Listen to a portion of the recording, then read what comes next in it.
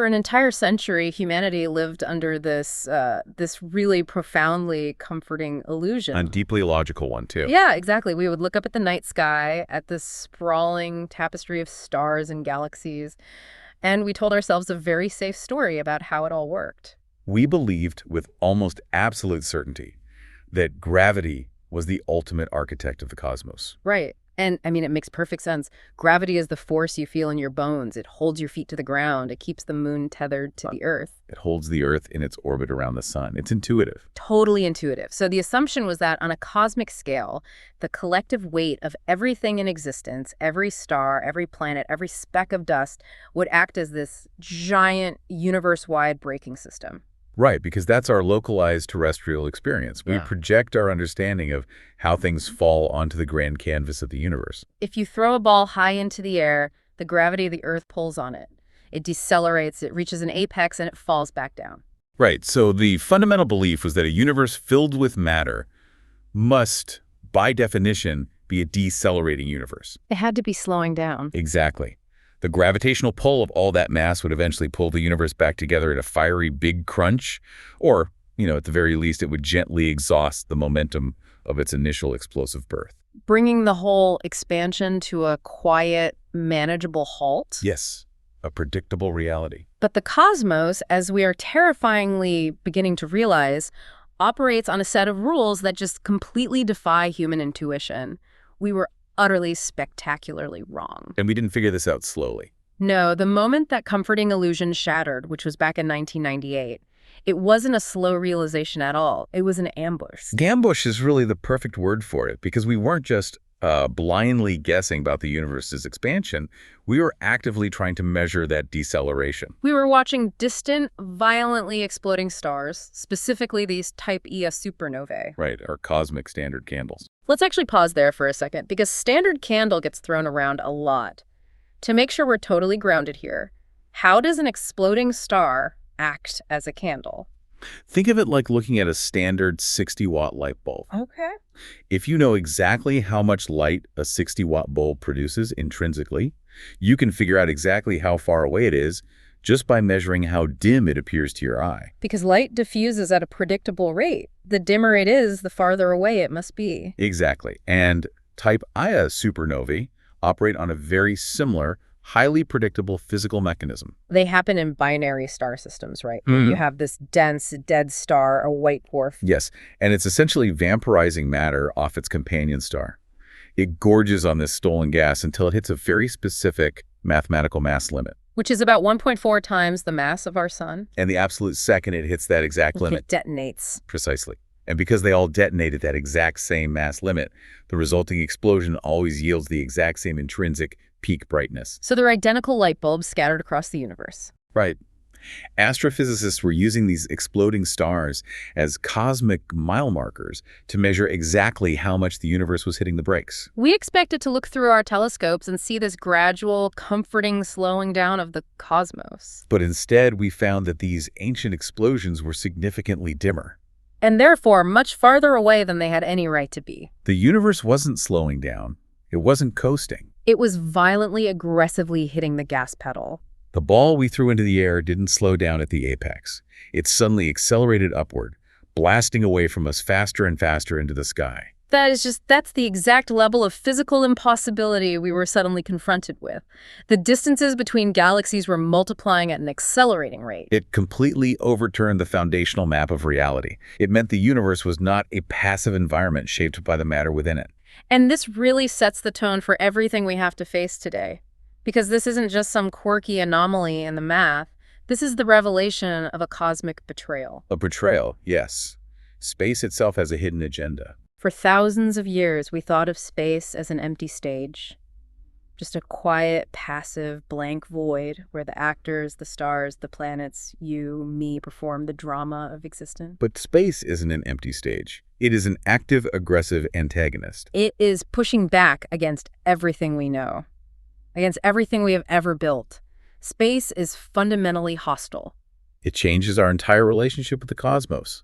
We are no longer the central figures in a universe governed by the familiar tug of gravity. We're existing within a dynamic, dominant force that is actively working to pull the fabric of reality apart. The universe is actively trying to get away from us. Right. So as you sit there listening to this, you really need to understand the reality you currently occupy. You are essentially a passenger on a runaway train. We all are. We're going to look at the terrifying truth that the universe is fleeing from itself and examine why the fundamental maps of our reality, the very laws of physics we've relied upon, are suddenly proving to be totally useless. The ground beneath our conceptual feet is giving way. To truly grasp the scale of this cosmic horror, we have to break down the math of our existence, the extreme asymmetry of the cosmos. Everything you have ever known, everything you've ever touched or seen, the device you are listening to this on, the earth beneath your feet, the sun in the sky. Every single sparkling star in the entire visible universe. It all accounts for barely 5% of the cosmos. Just 5%. You, me, and everything we care about are just cosmic debris. We're a footnote. And let's be clear about what that 5% is.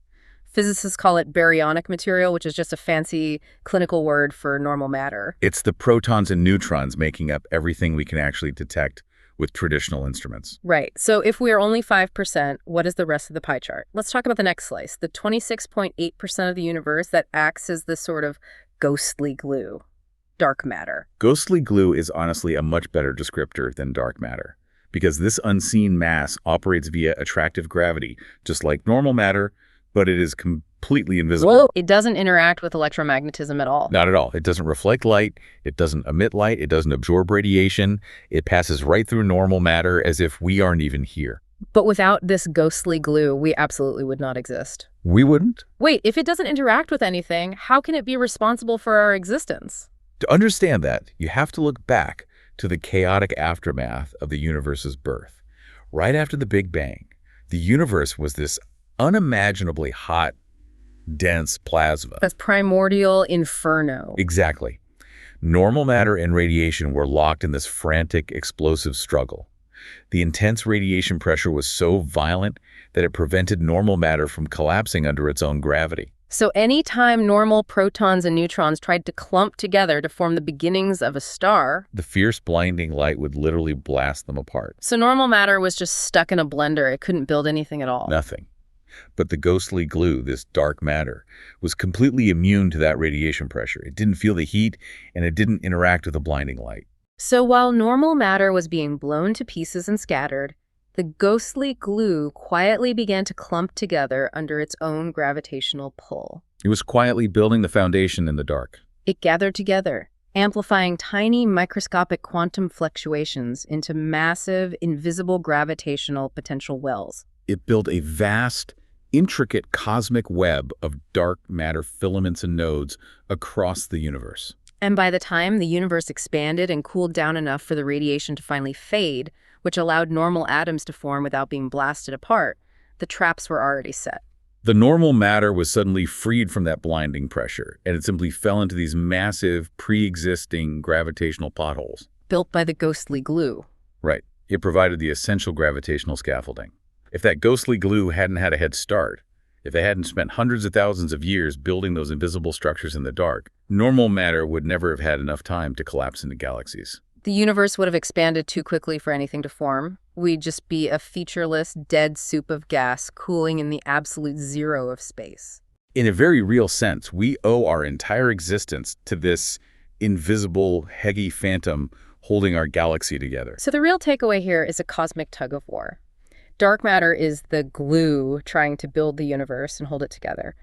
But the ghostly glue is only 26.8% of the story. Now we have to introduce the true terror. The wedge trying to split the universe apart, the overwhelming majority of reality, the 68.2% antagonist, dark energy, or what we should probably call the repulsive vacuum. And you need to understand, it is entirely different from the ghostly glue. They are opposites in almost every conceivable way. Dark energy is not a particle. It does not clump. It doesn't gather in halos around galaxies to hold them together. It is an inherent property of the nothingness between us. It's an omnipresent negative gravity that exerts a repulsive pressure. It actively pushes the fabric of space-time apart. Hold on, though.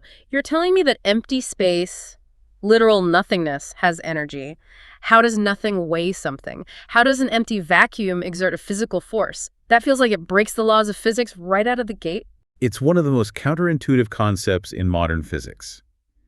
In quantum mechanics, there is no such thing as a truly empty vacuum. Even if you remove every single atom. Even if you remove every atom, every photon of light, all matter from a box, the space inside that box is still seething with energy. Boiling with virtual particles. Yes, particles that pop into existence and annihilate each other in fractions of a microsecond. This bubbling quantum foam means that empty space itself has a baseline energy. And on a cosmic scale, that baseline energy manifests as a repulsive pressure. It pushes outward. Exactly. Okay, so empty space is inherently pushy. But here's the crux of the horrifying dynamic we are trapped in, and the reason physicists are lying awake at night. We have to understand how this repulsive vacuum behaves compared to everything else as the universe expands. Think of normal matter and the ghostly glue like a pinch of salt. Right, if you take a teaspoon of salt and dissolve it in a glass of water, you have salty water.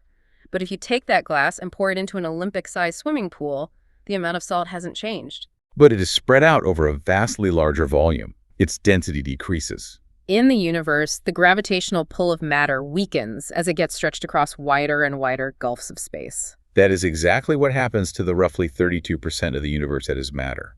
It dilutes. But the repulsive vacuum does not dilute. Because, to use the analogy, dark energy isn't the salt. It is the water itself. Because this dark energy is a property of empty space, the rules are completely inverted. More space inherently means more nothingness. And more nothingness equates to more repulsive power. It's a runaway feedback loop. As the universe expands, it creates more empty space. That new empty space generates more repulsive force. That extra force causes the universe to expand even faster. Which creates even more empty space. It is a terrifying compounding cycle of cosmic isolation. And because of this compounding dynamic, the ghostly glue is actively losing the war. For the first few billion years of the universe's history, the universe was much smaller. The matter was packed closer together. And the attractive gravity of the ghostly glue was strong enough to dominate the baseline energy of space. During that era, the expansion of the universe was actually slowing down. Gravity was winning.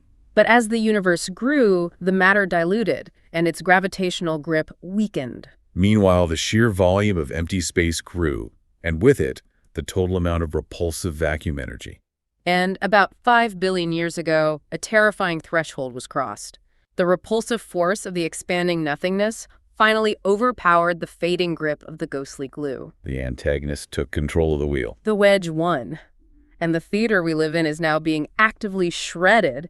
And because we are passengers on this runaway train, we desperately need to know how fast we are going. We need to measure the speed of this cosmic disaster. Which brings us to a terrifying fracture in our understanding of reality. We calculate a specific number to determine how fast galaxies are fleeing from us for every unit of distance they are away.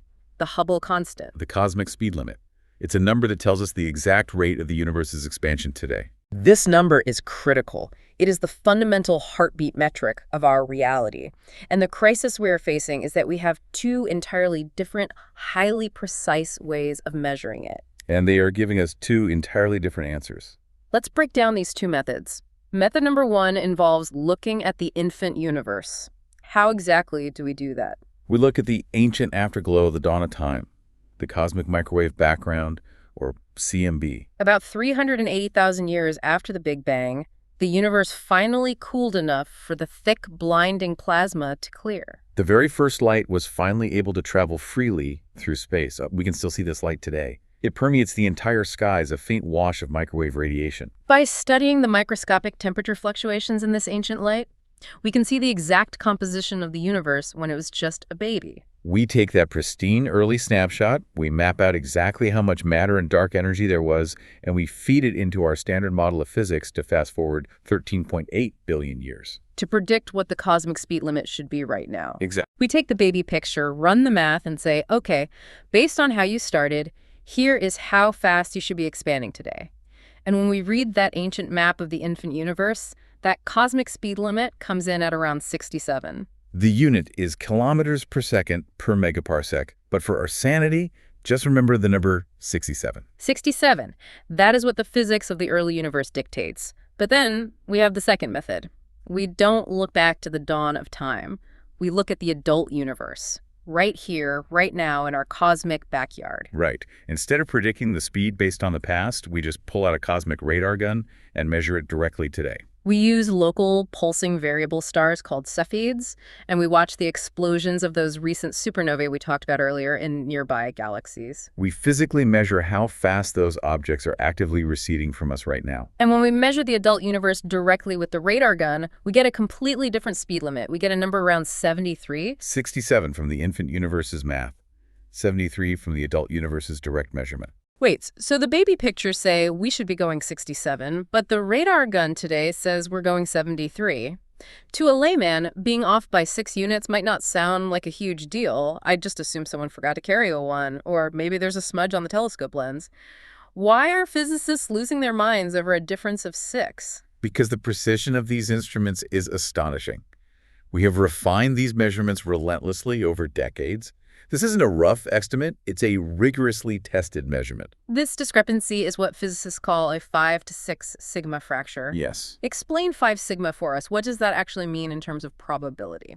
In the realm of physics, a 5 sigma result is the absolute gold standard for claiming a definitive discovery. It is a statistical threshold that means there is less than a 1 in 3 million chance that this difference is a statistical fluke. A less than 1 in 3 million. Or an observational error. To put simply, if you flip a coin and get heads 22 times in a row, you don't assume you're just incredibly lucky. You assume the coin is rigged. A 5 sigma fracture means the error is not in our instruments. The error is in reality itself. These two numbers, 67 and 73, fundamentally refuse to reconcile. Think about the existential dread of this. It is exactly like looking at two different, perfectly accurate maps of your neighborhood. One highly certified map, drawn by the world's best cartographers, tells you the grocery store is 3 miles down the road. The other map, equally detailed, equally certified by satellite imagery, tells you the exact same grocery store is 5 miles down the road. And you are standing in the street realizing that these two versions of reality simply cannot coexist. The fact that the infant universe and the adult universe give us two mathematically incompatible speeds implies something deeply unsettling. It implies that either the fundamental machinery of the universe is breaking down over time, or there is a massive undiscovered secret, a phantom force, or a completely new law of physics operating right in our blind spot. Warping the very fabric of our reality between the time the universe was born and today, we are missing a massive piece of the puzzle. And that leads us to the crisis. The panic-inducing realization that we just caught a glitch in the matrix. Because for decades, the scientific community leaned on a very specific crutch to make the math of the universe work. To deal with the horrifying reality of the repulsive vacuum, we assumed it was a constant. We literally called it the cosmological constant. Which is deeply ironic because Einstein originally introduced the cosmological constant into his equations of general relativity as a sort of mathematical fudge factor to keep the universe static. He didn't believe the universe was expanding at all. When Hubble proved the universe was expanding, Einstein called the constant his biggest blunder. But in 1998, when we discovered the expansion was accelerating, physicists dusted off Einstein's old blunder and used it to represent dark energy. We assumed this repulsive force was a steady, unchanging, uniform pressure embedded evenly throughout the fabric of space and time. So we just assumed it was constant because the alternative was too scary to model. It was our safety blanket in the dark. We basically said, okay, the universe is a runaway train trying to rip itself apart, but at least it's doing it at a steady, manageable, predictable rate. A constant force is something you can build a model around. It's the devil you know. But recently, we decided to check that assumption. We decided to track the history of the universe, not just at the beginning and not just at the end, but all the way through the middle. And to do that, we tracked primordial acoustic bubbles. Yes. Okay. You need to explain primordial acoustic bubbles because that sounds like something entirely made up for a sci-fi movie. What is a cosmic sound wave? It goes back to that early, hot, dense universe we discussed earlier. Before the universe cooled, it was a boiling soup of protons, electrons, and photons of light, all smashed together. In that incredibly dense environment, gravity would try to pull matter together into clumps, but the intense heat and radiation would push back outward. This constant pulling and pushing created literal sound waves, pressure waves rippling through the plasma of the early universe. So the early universe was actually ringing like a bowl. Exactly. But then, 380,000 years after the Big Bang, the universe expanded and cooled enough for the soup to clear. The light escaped, and the pressure vanished. When that happened, those rippling sound waves essentially froze perfectly in place. The dense ridges of those sound waves became the seeds where matter gathered to form galaxies. Imagine throwing a handful of pebbles into a pond and instantly freezing the water. The ripples would be permanently etched into the ice. That is what happened to the early universe. Those frozen sound waves dictated exactly where matter clumped together. And here is the genius part. Because we know exactly the physics of that early plasma soup, we know exactly how far those sound waves could travel before they froze. It created a specific recurring distance between galaxies, about 500 million light years across. It gave us a standard cosmic ruler. By measuring the size of those frozen ripples across the cosmos, we have mapped the precise distribution of 15 million galaxies over 11 billion years of cosmic history. We built the most detailed, massive 3D map of the universe's expansion over time. We tracked the train at every station, and we caught the universe changing its mind. The terrifying new evidence from this massive map suggests that the repulsive vacuum is not a constant at all. It is not a steady, uniform pressure. The engine of our runaway train is sputtering. The data hints that this repulsive force is evolving. It is behaving dynamically. It appears that the dark energy may have actually been stronger in the distant past, and now it might be losing steam, weakening, or fluctuating. This glitch, this evidence of a sputtering engine, is sitting at a 4.2 sigma level of certainty. So if 5 sigma is 1 in 3 million, what is 4.2 sigma in the real world? It represents roughly a 1 in 30,000 tries of being an accident in the data. While it hasn't quite reached that golden 5 sigma threshold of absolute, undeniable textbook proof, it is rapidly approaching a crucial tipping point. It is strong enough that the entire physics community is on edge. We can no longer look away. It's like checking the structural integrity of your house and finding a massive crack in the foundation. You don't wait for the house to fall down before you start panicking. We are flying blind. Let that sink in. If this force is not a constant, then our entire standard model of physics, the framework we use to understand the past, present, and future of reality, is a house of cards. We built our entire understanding of the universe on the assumption that dark energy was an unchanging, reliable force. If it is dynamic, if it is sputtering, we have absolutely no idea what is driving the bus. If this force can weaken over time, could it eventually turn off entirely? Could it suddenly reverse its polarity and start pulling us back together into a crunch? We are passengers hurtling through the dark on a runaway train, and we have just kicked open the door to the driver's cabin only to realize the driver is hallucinating. Because our models are cracking, and because we are effectively flying blind with the dynamic, unpredictable dark energy, the endings to this cosmic story have shifted from abstract mathematical exercises into scenarios of pure apocalyptic dread. We have to walk through the final act. We have to look at the 2 most horrifying outcomes dictated by the behavior of this repulsive vacuum. Let's lay it out. What is the end game of the universe if the engine keeps running? Let's start with the scenario that assumes the repulsive force remains steady or eventually levels out to an unending, relentless push. This is known as the Big Freeze, or the heat death of the universe. And it is a chilling, unimaginably slow descent into absolute isolation. Because space is expanding faster and faster, it means that every single galaxy that is not directly gravitationally tethered to our own local cluster will eventually be pushed away from us at speeds exceeding the speed of light. Wait, I need to stop you there. Faster than the speed of light. I thought Einstein proved that nothing can travel faster than the speed of light. How does space expanding not break the ultimate rule of relativity? It's a common misconception. Einstein's rule states that no object or information can travel through space faster than light. Space itself, however, has no speed limit. Space is the medium. Imagine drawing 2 dots on a deflated balloon. The dots represent galaxies, and the rubber is space. As you inflate the balloon, the rubber stretches. The dots aren't moving across the rubber. They are stationary relative to the rubber beneath them, but the distance between them is growing.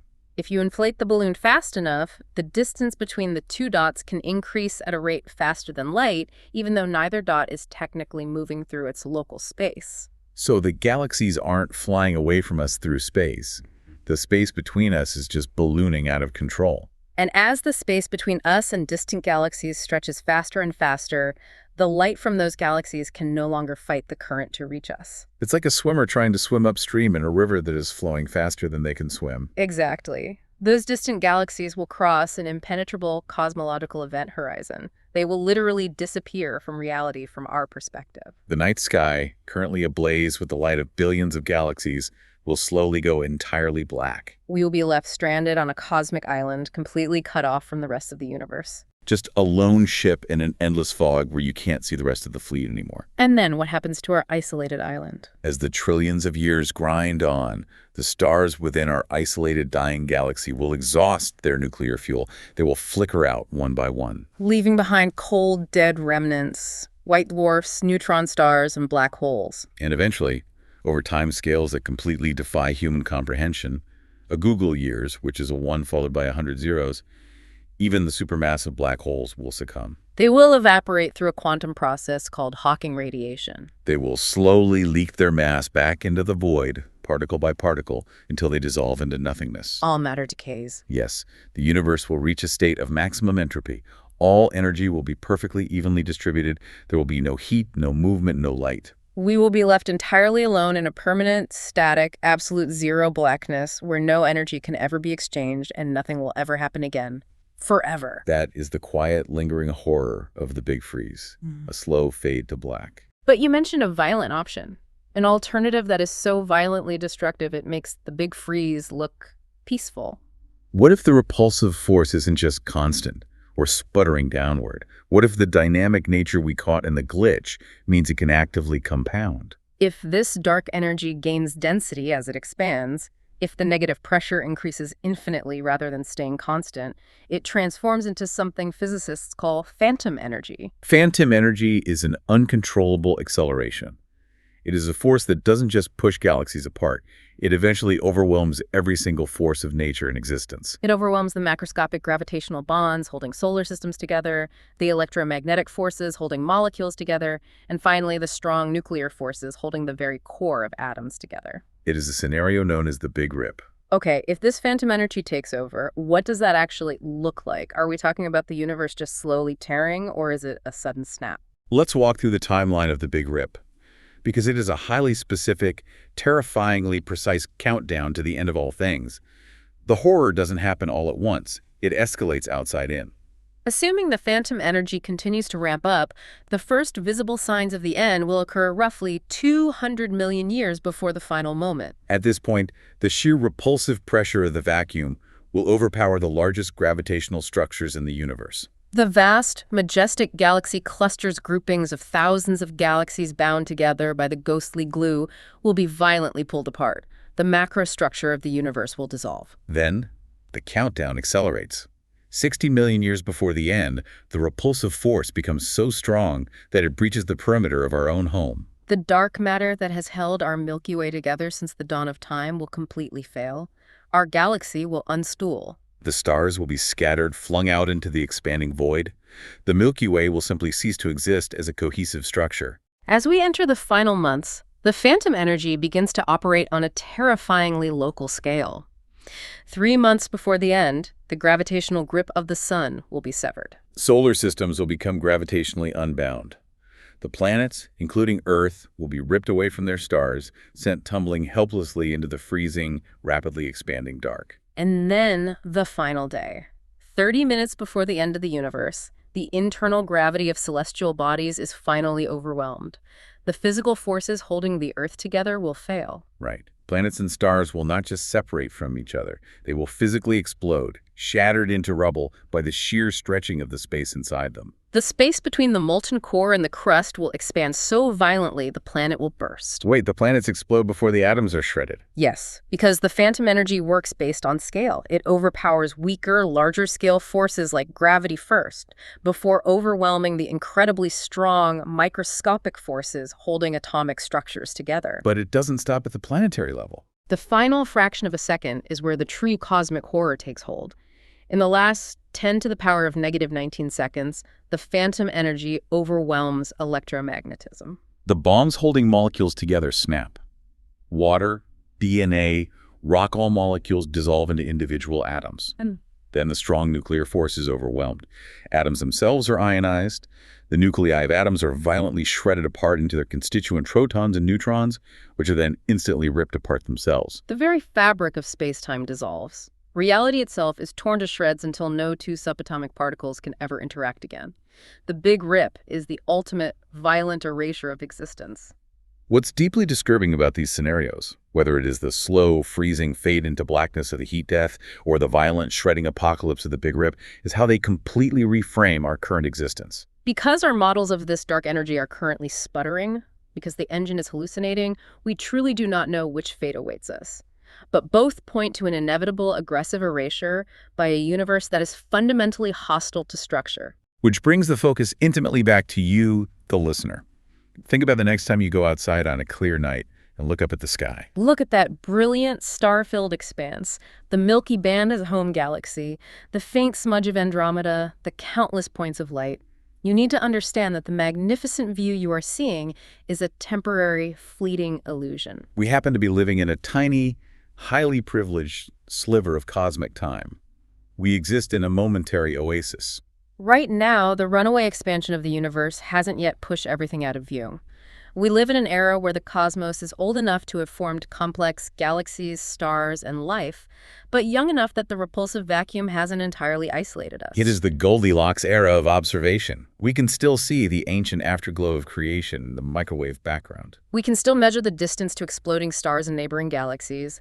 We can still map the primordial acoustic bubbles and piece together the entire history of the cosmos from birth to present day because the evidence is still physically visible in our sky. We have the sheer dumb luck to exist in the exact window of time where the universe is actually comprehensible to the beings living inside it. But that window is actively closing. Because of the accelerating expansion, the universe is engaging in the erasure of its own evidence. Eventually, the runaway universe will be moving too fast. All other galaxies outside our immediate, gravitationally doomed local group will recede into the unreachable void. The light from the Big Bang will be stretched so far into unreadable radio waves that it will be entirely undetectable. Imagine any future civilizations that might somehow arise hundreds of billions of years from now in the dying embers of an isolated star system. When their astronomers build telescopes and look up, they will see nothing. They will look out into an entirely empty, static blackness. They will have absolutely no evidence that the universe started in a fiery birth. They will have no clue that the cosmos was once filled with billions of sparkling, interacting galaxies. They will believe that their tiny, isolated, dying cluster of stars is all that has ever existed and all that ever will exist.